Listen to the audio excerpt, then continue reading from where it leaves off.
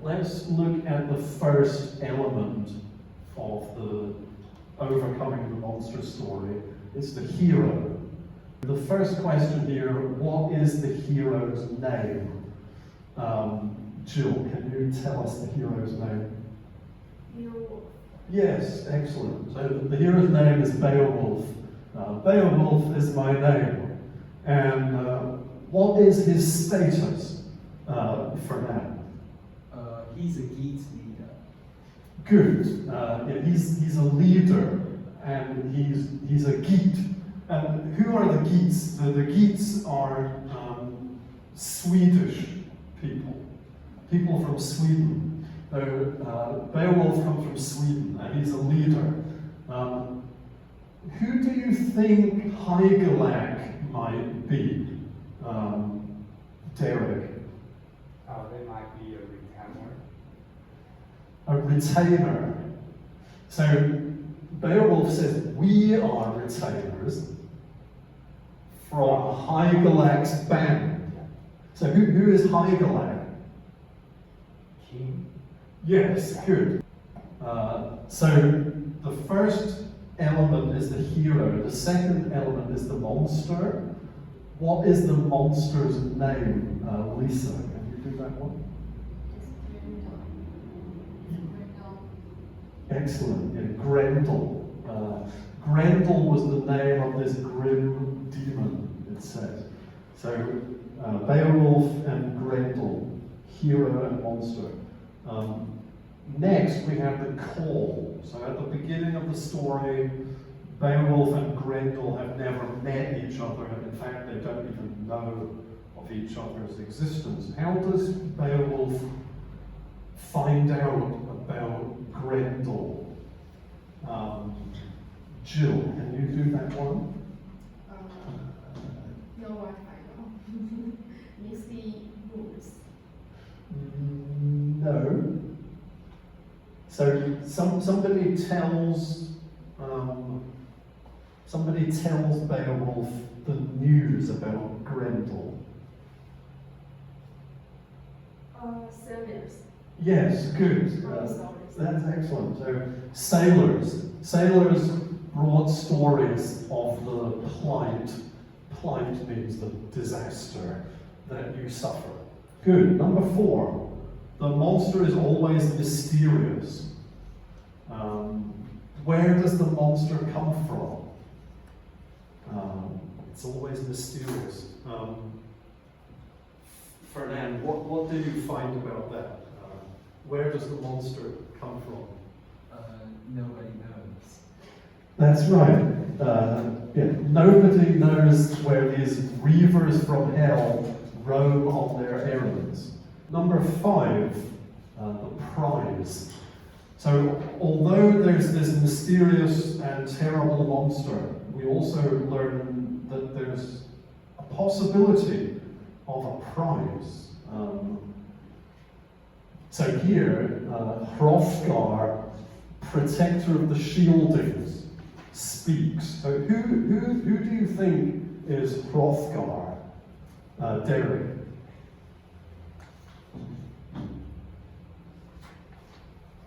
He's a protector of shieldings. Good, yes. And the Shieldings are the Danes, the people from Denmark. So what is his job if he's the protector of the Shieldings? A leader of the protector.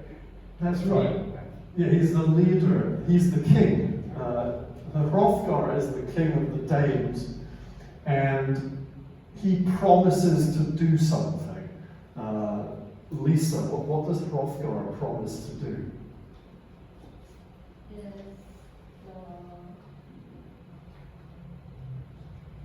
he will give him a treasure. That's right, good. So he says, I will recompense him with rich treasure for his heroism. So now we have the hero and the monster and the prize. And is the hero ready to do battle with the monster? No, actually not yet, because the hero still needs to receive something. The weapons, right, the magic weapons. So, what 3 items is Beowulf equipped with, Jill? Hand forged fire weapon mail, and the second one is glittering helmet and ancient sword. Excellent. So there's 3 pieces of equipment. The first one is mail. Mail is armor made of small metal rings, so it's easy to move in. And the second one is a helmet. The third one is a sword. So Beowulf has his mail and his helmet and his sword. And now with his magical weapons, he is ready for the first confrontation. Who wins the first confrontation? Beowulf. Yeah, good. Beowulf wins it. And how easy is the victory? It's very easy. Yeah, he wins really, really easily. And what technique does he use to overpower his enemy? Jill? Yes, excellent. So he uses his hand grip. His hand grip is harder than anything that Grendel has ever encountered. So the first confrontation, Beowulf wins, and it's really easy. But there's a second confrontation. Right? Now, before the second confrontation can happen, there must first be a taunting exchange. So this means the hero and the monster insult each other. Actually, in this case, it's another character insults Beowulf. Unferth is one of Beowulf's. He's one of the lords, one of the warriors of King Hrothgar, and he's not happy about Beowulf's arrival. Why is Unferth not happy about Beowulf's arrival? Derek, what do you think? Because he's enemy of Beowulf. Yeah, excellent. So it says he was sick with envy, and he tries to insult Beowulf. How does Unferth try to insult Beowulf, Lisa? You want a Beowulf in a swimming match. Open sea. Yes. Good. And he says, why did Beowulf challenge Breca to a swimming match? According to Unferth. Because he's saying that Beowulf will not retreat the coast. Okay. And there's something else though. Unferth insults Beowulf. He thinks Beowulf is. He says something bad about him.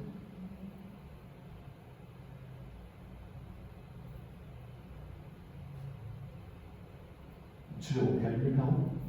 Sure, but Right. So Unferth thinks that Beowulf is vain. Right? He says it was sheer vanity that made you venture out on the main deep. So vanity means being too proud. You love yourself too much, or you think you're better than you really are. Good. So how will Beowulf answer this insult from Unferth? What does Beowulf say caused Unferth to speak for now? He says like, infant just drunk beer. Yes, excellent. He says it was mostly beer that was doing the talking. So, in other words, you're just drunk, and I can ignore everything you say.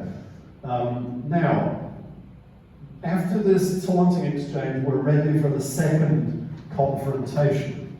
And the second confrontation is different from the first. So who does Beowulf battle in the second confrontation? Derek? Grendel's mother. Yes, okay, Grendel's mother. And how does the outcome of the second confrontation differ from the first? So is it easy for Beowulf in the second confrontation? Lisa? Yes. And what nearly happens to Beowulf?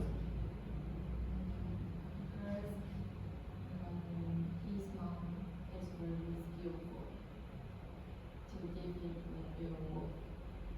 Good. Yes. So we see she pulled out a knife and she wants to avenge her child. So this is terrible for Beowulf. Beowulf is about to die. He's going to be killed. But suddenly we have the 10th part, the dramatic reversal. So just when everything looks really bad, the story changes and it becomes much better. So what saves Beowulf's life, Jill? Sherman. Good. His mail, his chainmail, his armor. And how does he defeat his enemy from that? He saw a good leg. Yeah, he saw a good blade. And the blade means what? It's a sword. It's a sharp part of the sword. Yeah, good. Here, actually, blade just means a sword. Taking the small part to stand for the larger part. And so how does Beowulf defeat his enemy with the sword? He beheads the monster. Yeah, good. He beheads the monster. He cuts off her head. Excellent. And then we have the reward. So the reward is beyond imagining. It's more wonderful than we could have guessed. What rewards does Beowulf receive after his success? So we'll start with the second question. Derek. He won a land and 7,000 hides, a hoe, and a throne. Good. So he wins land. How much land? 7,000. Yeah, 7,000 hides. So this word hide here does not mean animal skins. It's an area of land. And 7,000 hides is approximately equivalent to Taichung County plus Miaoli County. So this is a huge, enormous area of land. And he also receives a hall and a throne. So who sits on a throne? King. So what does this mean? If Beowulf receives a throne? Means he becomes a king. Yeah, exactly. He becomes a king. He has his own country. This is an amazing prize for him. And we find this in every hero story that we watch again and again. So those are the 11 elements of the overcoming the monster narrative.